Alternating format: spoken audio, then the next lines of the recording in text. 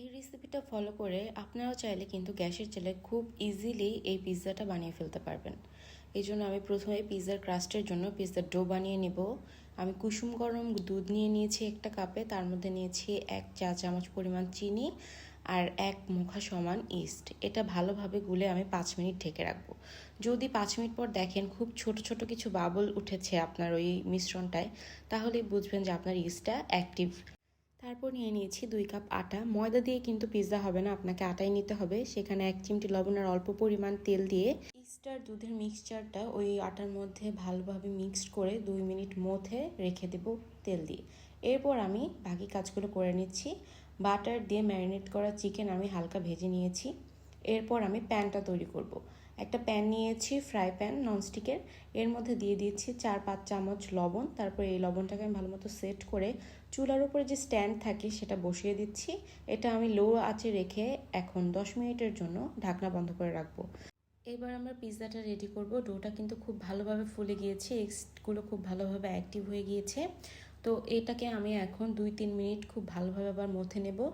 তার আগে আমি যে প্যানটায় পিৎজা বানাবো সেটার মধ্যে বাটার মাখিয়ে নিচ্ছি। আপনারা চাইলে ননস্টিকের পিৎজা প্যানও ইউজ করতে পারেন। এবার 2 হাতে আটা মাখিয়ে এভাবে গোল গোল করে নিব আর প্লেটের মধ্যে খুব সুন্দরভাবে বসিয়ে দেব। খেয়াল রাখতে হবে যাতে ডোটা সমানভাবে বসানো হয়, কোথাও উঁচু নিচু না থাকে। এরপর আমি একটা কাঁটা চামচ দিয়ে এই ডোটার মধ্যে ছিদ্র করে নিচ্ছি। তারপর দিয়ে দিচ্ছি পিৎজা সস, যেটা আমার হোমমেড বানানো। পিৎজা সসের ভিডিওটা আমি পরে আপলোড করে দেব। এরপর আপনার ইচ্ছা মতো টপিংস দিয়ে আপনি কিন্তু পিৎজাটা সাজাতে পারবেন।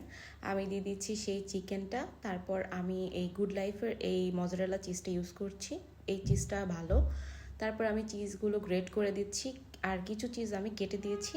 তারপর এর মাঝখানে দিয়ে দিচ্ছি অনিয়ন রিং আর দিয়ে দিচ্ছি ক্যাপসিকাম। উপরে আমি হালকা করে দিয়ে দিব চিলি ফ্লেক্স আর অরিগানো ছাড়া কিন্তু পিৎজার ফ্লেভার পাবেন না।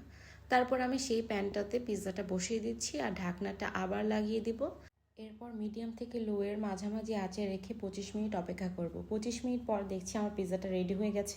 আপনাদের সময় কিছুটা কম বেশিও লাগতে পারে, যেহেতু সব চুলার আঁচ এক থাকে না।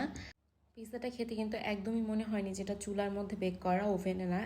এই রেসিপিটা ট্রাই করে কিন্তু খুব সহজেই আপনারাও পারবেন এত সুন্দর করে পিৎজাটা মেক করতে। Thank you for watching this video.